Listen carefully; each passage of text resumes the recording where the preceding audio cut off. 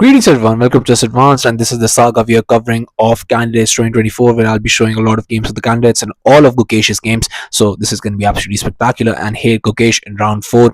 In 3 rounds he has 2 out of 3, and in the 4th round he's facing Fabiano Caruana, and Caruana must be feeling vengeful here because in the Olympiad Gukesh was able to outplay him, and India beat actually USA 2.5 to 1.5. So that was absolutely spectacular, and then went on to win the entire Olympiad. And this happened right after that. So definitely Caruana must be wanting to actually win against Gukesh. So let's see how he's able to do. And I'm just going to flip the board here because I will be showing it from the perspective of the world chess champion. And with the black pieces, Gukesh is playing against Fabi with the white pieces. So let's see how he does. Hey, just e4 by Fabi. We have e5, just knight to f3, knight to c6, and bishop to c4. We go into the Italian game, bishop to c5, Giuco piano, and here just castles, knight to f6, d3, and just d6. So you can see that very solid setup here being played. c3, a6, and now just going for a4. No one plays absolutely chaotically in candidates because they know what's at stake here.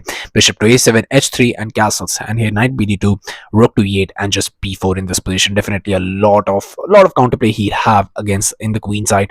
Bishop to e6 was played, bishop captures, and if you're thinking why not just go for f captures and have a massive center, well, you could try that, but the thing is that it gives white a little bit of an advantage because here just b5, and you can see that knight is going to have to move here, knight to e7, rook to b1, and finally just queen to d7. And the thing is that most likely what's going to happen is after knight to c4 you play a captures, and after rook captures you can see that rook is already developed. You have the center, you have knight sufficiently developed, queen is already very nicely placed and can be easily remaneuvered here, and there will be a lot of pressure here, and the position is absolutely fine, and there is no complaints that white can make in this position. But after bishop captures we have rook captures, not going for anything crazy here, just queen to c2, rook to e8, and just rook to e1.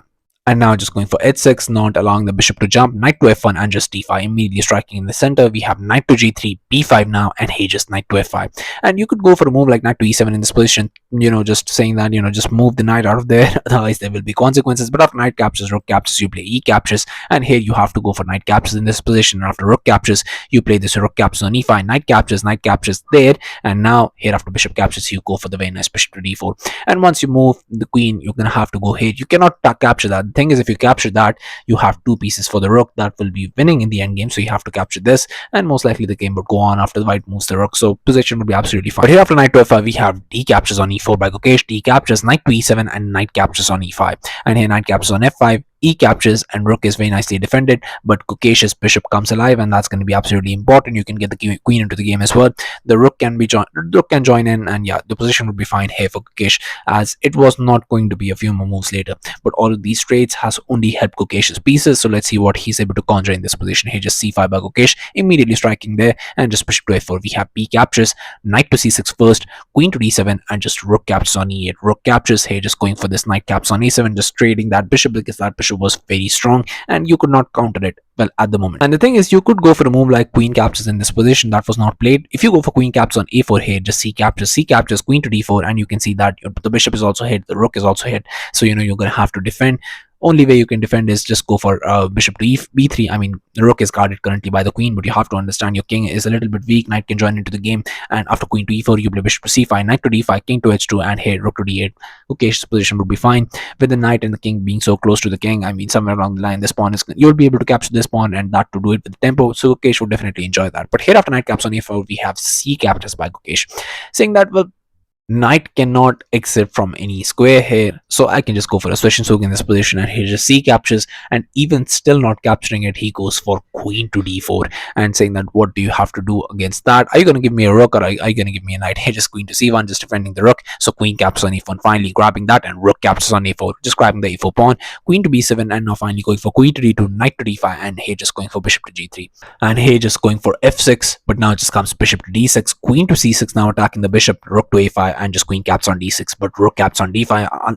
Here just saying to Gukesh, just move your queen, rook to e1 check, a beautiful deflection tactic here in this position. And now here just queen captures has to be played, queen captures, and now just going for g4. So this position is a dead draw, but the thing is that here both players are definitely going to be playing this for ages, waiting for someone to blunder. And here just king to h7 was played, queen to c3, queen to e4, and king to h2, queen to f4 check, king to g2, king to g8, and again just f3, just solidifying the structure. And Fabi, technically speaking, he is up a pawn, but still it's most likely going to be a draw. King to h7 here, queen to e1, h5, and now queen to e4. The trouble with here trading pieces is that the if you trade queens, you're just completely lost. And as crazy as it sounds, the thing is that the trade takes place with this pawn being undoubled, and that's the reason. Because you can see that h captures. Let's say you try to bring the king forward, king to g3, you play king to g5, king to f3, and after g6 you play fg, king g, and after king to f4, you can understand that I just have to eliminate one thing, and only after that I can just push that pawn. And maybe even if I don't have to do anything, I can just go over to the other side of the board. You'll be busy capturing pawn, obviously after trading these pawns, and then once you'll be deflected here, I can just capture that and I can just push my pawn. So it's going to be completely winning no matter what you do. I can just show you one line and you can see that this is just completely going to be over whatever you do. So that's why you cannot trade queens. But after queen to d2 check was played, hey, just king to g3, queen to c1, and queen to e2 in this position. H captures on g4, h captures, queen to g1 check, and yeah, this game is going to be going on for a while because hey, king to f4 was played, queen to c1 check, king to e4, queen to b1 check, king to e3, queen caps on b4, finally grabbing that extra pawn. But hey, just queen caps on e6. So still Fabi has extra pawn, queen to c5 check, queen to e2, queen to c2 check, king to f1. And yes, this sequence of checks went on for a long time. Here definitely what they say is absolutely true. No one grinds like the world chess champion, and that is exactly what happened because there was a lot of checks. And if I show you all of this, you're just going to get bored. So I'm just going to be fast forwarding through it and just show you the important part. And here, even if you're thinking about trading queens, you cannot trade queens because if queen captures here, king captures, you're just completely losing because king to h6, you play king to f2, king to g5, king to g3, and here you have no squares to enter. And now you can play g6, but after fg, you have to understand we go into the same end game where I just have to get the king into the game, and once I push and deflect your king there and just push the pawn, and yeah, that's going to be completely winning for me. Obviously these are top grandmasters, they're not going to make that mistake. So queen to e1 check was played, queen to f2, and a lot of checks went on for a lot of moves. But hey, just a few more moves later, after 72 moves, king to g8 was played, queen to g3, king to h7, and after queen to f2, both players here agreed to a draw after a grueling grind of 74 moves. And the thing is that Fabi has not had a decent score against Gukesh because ever since he lost to Gukesh in the Olympiad, he went on and lost couple of more games where finally he was able to win against him in the rapid section of St. Louis, but still he lost the game in blitz. And yeah, I mean, that was very difficult. I think Fabi needs to somewhere along the line see where he's lacking against Gukesh, because Gukesh has always had positive score against Fabi. Either he has had draws or had wins, rarely has losses. So that's definitely a good thing to have when you're playing against the world number 3, and Gukesh definitely shows that spectacularly. So yeah, thank you for watching. I'll be coming back with games like these, so stay tuned to the channel, stay updated, and I'll be seeing you guys very soon. Thank you very much for watching.